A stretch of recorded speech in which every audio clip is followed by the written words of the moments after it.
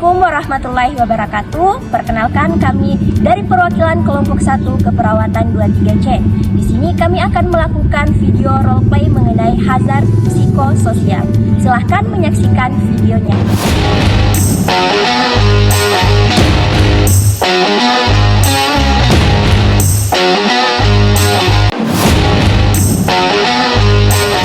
Roleplay menjaga jiwa yang merawat. Ruang UGD, rumah sakit pagi hari suasana sibuk. Beberapa perawat terlihat kelelahan. Nurse Fatia baru saja menyelesaikan shift malamnya.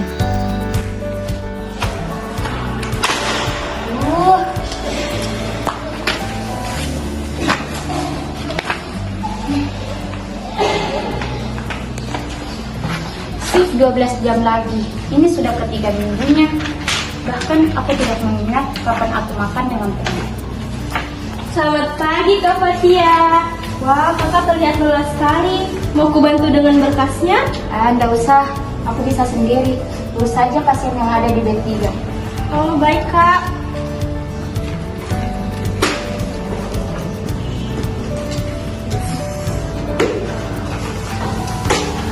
Hei, kamu tidak apa-apa? Kamu tidak terlihat seperti biasanya. Aku hanya lelah, Rosa. Rasanya aku tidak sanggup lagi menghadapi pasien yang setiap hari kritis, keluarga pasien yang marah, dan dokter yang menuntut. Astaga, kamu perlu berbicara dengan seseorang. Ini bukan hanya soal lelah fisik. Apakah semua ini ada artinya? Di tempat yang berbeda, Dr. Nasria dan Nurse Ayu sedang berbincang mengenai masalah perawat akhir-akhir ini. Sambil menuju ruang perawat dan di ruangan tersebut ada Nurse Fatia dan Nurse Munawar. Kamu dengar gak, Nurse Ayu? Dalam beberapa terakhir ini banyak perawat yang izin dan sakit. Kami dengar terus beberapa hari terakhir itu banyak izin, sakit, bahkan tidak pulang.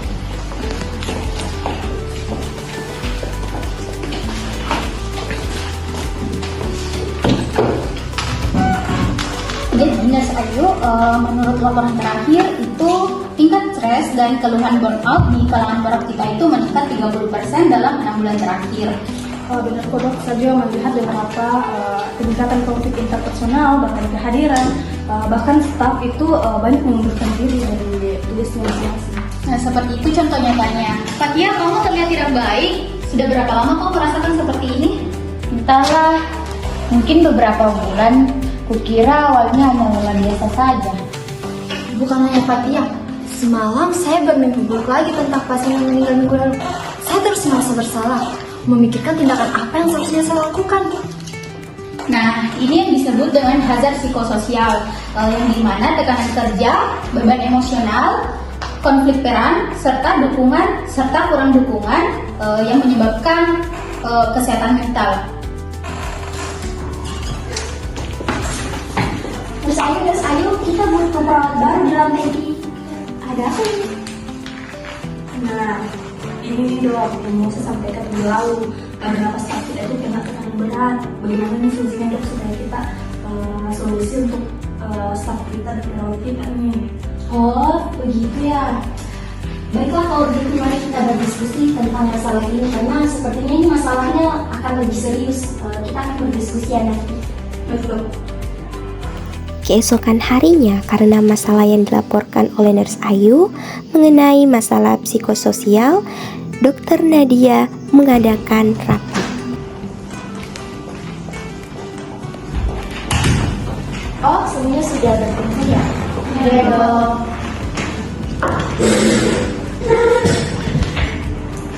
Baik, terima kasih atas kehadiran teman-teman di sini. Nah, kali ini kita akan membahas diskusi mengenai masalah psikososial yang dialami oleh tim perawat kita yang sangat serius. Oke, baik. Di sini dari data SDM kita melihat peningkatan izin sakit, kemudian pengunduran diri, serta laporan insiden ini sangat mengkhawatirkan. Kami bekerja melampaui batas kapasitas. Rasio perawat pasien tidak ideal, shift tidak teratur, dan beban kerja administrasi sangat banyak. Sebagai perwakilan serikat, saya menerima banyak keluhan tentang kurangnya beban psikologis dan tidak adanya protokol untuk menangani situasi traumatis yang kami hadapi setiap hari. Tapi bukannya ini rumah sakit ya, tidak ada waktu untuk bersantai. Kita di sini semua bekerja keras kok. Maaf dokter, tapi saya tidak setuju. Saya sudah 10 tahun di ruang ICU. Ketahanan mental saya teruji. Tapi sistem yang tidak mendukung membuat kami semakin melantar. Benar, saya tidak bisa menyalahkan individu ketika masalah sistematik. Perawat adalah tulang punggung rumah sakit. Jika mereka tumbang, semuanya akan terdampak.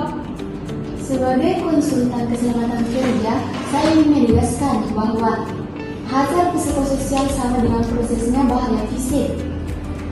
Organisasi Kesehatan Dunia dan Organisasi Perhubungan Internasional mengkategorikannya sebagai risiko okupansi yang signifikan.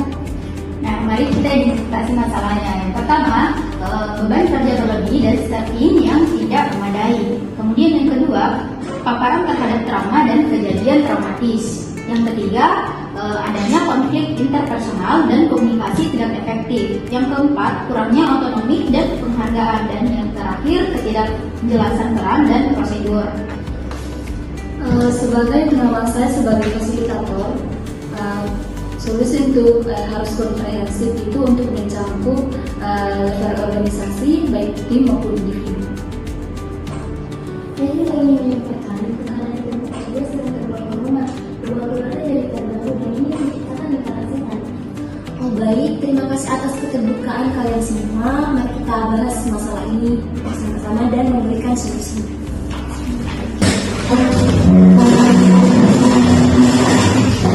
Beberapa minggu kemudian,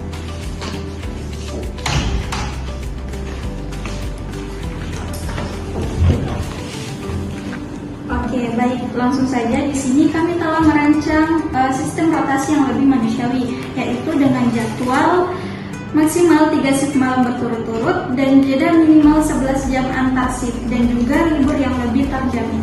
Oke baik, kami juga menambah staf baru dan mengatur ulang penugasan administratif. Jadi, fokus sekarang kalian itu lebih pada perawatan pasien. Beban kerja sekarang lebih masuk akal. Dan sesuai janji kami telah merekrut asisten administrasi untuk mengurangi beban dokumentasi kalian agar kalian tidak mengalami hazard psikososial lagi. Baik dok.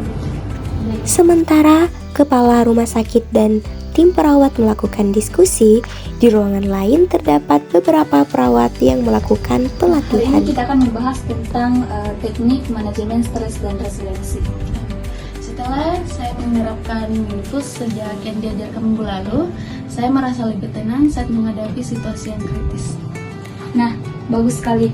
Sekarang mari kita mempraktekkan teknik grounding situasi akut. Tarik napas melalui hidung, kemudian buang melalui mulut selama 5 detik.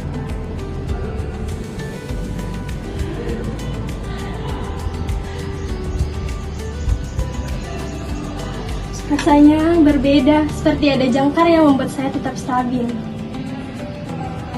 Setelah menyelesaikan pelatihan, Nurse Maul bertemu dengan Nurse Rosa yang asik duduk di balkon rumah sakit. Tahu nggak, kita sebagai body system dalam pelayanan kesehatan, kita harus memperhatikan tanda-tanda stres dan kelelahan. Dan jangan ragu jika saya ada salah, mohon ditegur. Bagaimana cara mendekati rekan yang terlihat kesulitan? Oh, caranya kita menggunakan metode ALEX, yang dimana itu dengan menanyakan, mendekati pasiennya. Setelah itu baru kita dorong pasien untuk maju, untuk berbicara kepada kita, dan setelah itu baru kita akan menindaklanjutin pasien tersebut. Di tengah-tengah diskusi tersebut, tiba-tiba terjadi konflik baru antara pasien dan perawat.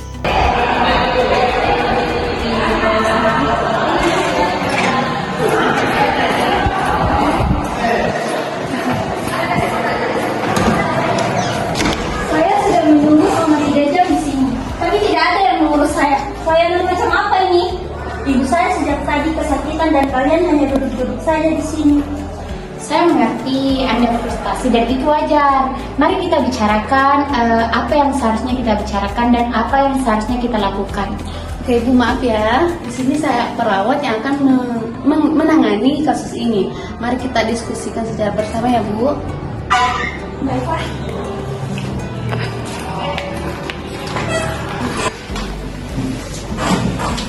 Dulu saya akan menyampaikan dan membawa emosi itu sepanjang hari. Teknik komunikasi baru ini sangat membantu.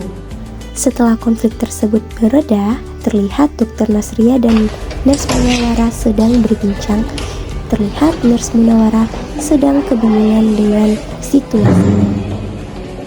Nah, ruang ini khusus untuk kalian. Tempat ini aman untuk memproses emosi sebelum melanjutkan tugas ataupun pulang. Kami sudah melakukan semua yang bisa kami lakukan, tetapi tetap tidak cukup. Kematian bukanlah kegagalan Munawara. Mari kita bicarakan tentang apa yang kamu rasakan sekarang. Nurse Munawara pun bercerita tentang semua masalahnya. Beberapa hari kemudian, kepala rumah sakit mengadakan rapat evaluasi. Baik, kita di sini berkumpul untuk membahas evaluasi mengenai hazard psikososial yang dialami oleh tim perawat kita. Nah, berdasarkan survei terbaru, tingkat burnout itu mulai menurun hingga 40%. Kemudian kepuasan kerja juga mulai meningkat, serta angka retensi staf juga mulai membaik. Oke, dan juga di sini absensi dan izin sakit juga menurun secara signifikan. Nah, yang lebih penting itu perawatan pasien yang meningkat serta kesalahan medis yang kurang. Tapi kita masih memiliki tantangan perawat, terutama dengan khusus masih memiliki tingkat stres yang tinggi. Ini proses berkelanjutan. Saya sarankan evaluasi triwulan dan penyesuaian program. Sebagai seseorang yang hampir mengundurkan diri karena burnout, bisa saya katakan program ini menyelamatkan karir saya. Tapi saya setuju dan masih banyak lagi yang perlu diperbaiki. Kalau begitu, bagaimana jika kita membentuk tim khusus dari berbagai departemen untuk melakukan kontribusi lanjutan? Nah, ide ini bagus. Dan kita juga harus perlu memastikan bahwa program ini menjadi bagian dari budaya dari suatu organisasi, bukan untuk sekedar program yang temporer. Oke, semuanya setuju? Setuju.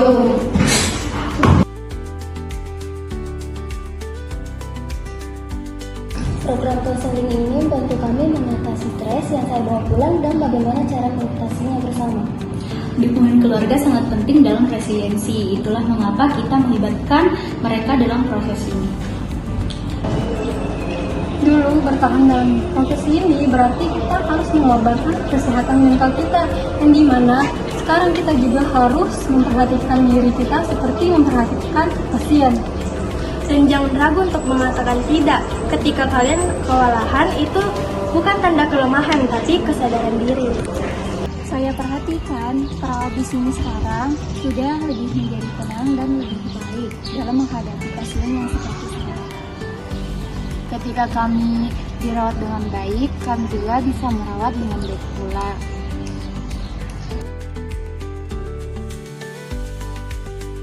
Pencegahan hazard psikologis itu bukan lagi program khusus ya, tapi sudah menjadi DNA rumah sakit kita.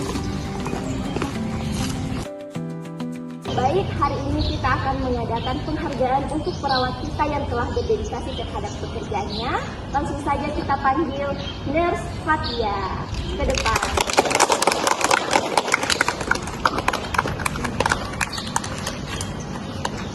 Baik, kita silakan. Terima kasih. Penghargaan ini bukan cuma hanya untuk saya, tapi untuk sistem yang mendukung untuk memberikan perawatan terbaik sambil tetap menjaga kesehatan mental kami. Terima kasih.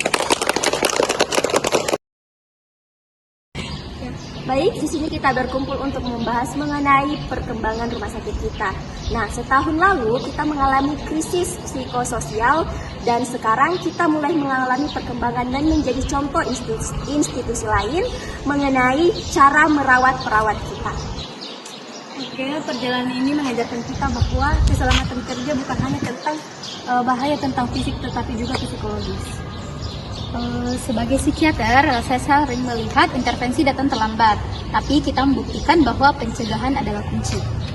Dulu saya hampir meninggalkan profesi yang sangat saya cintai dan saya memiliki alasan untuk tetap tumbuh dan bertahan. Dan untuk semua perawat yang ada di luar sana yang sedang berjuang, kita tidak perlu menjadi martir. Kita berhak dirawat sementara kita merawat orang lain. Model pencegahan hazard psikososial yang kita kembangkan saat ini diadopsi oleh berbagai rumah sakit lainnya. Ini adalah awal dari perubahan sistematik. Dan ini membuktikan bahwa kesejahteraan staf dan kualitas pelayanan itu dua hal yang bertentangan tapi saling mendukung. Dari yang dulu seseorang yang dihantui kecemasan, saya kini belajar bahwa mengakui kerentanan adalah langkah pertama untuk menuju kekuatan. Baik, mari kita bertepuk tangan. Baik, demikianlah video roleplay mengenai hazard psikososial dari kelompok kami. Mudah-mudahan dapat bermanfaat bagi kita semua. Untuk merawat dengan baik, kita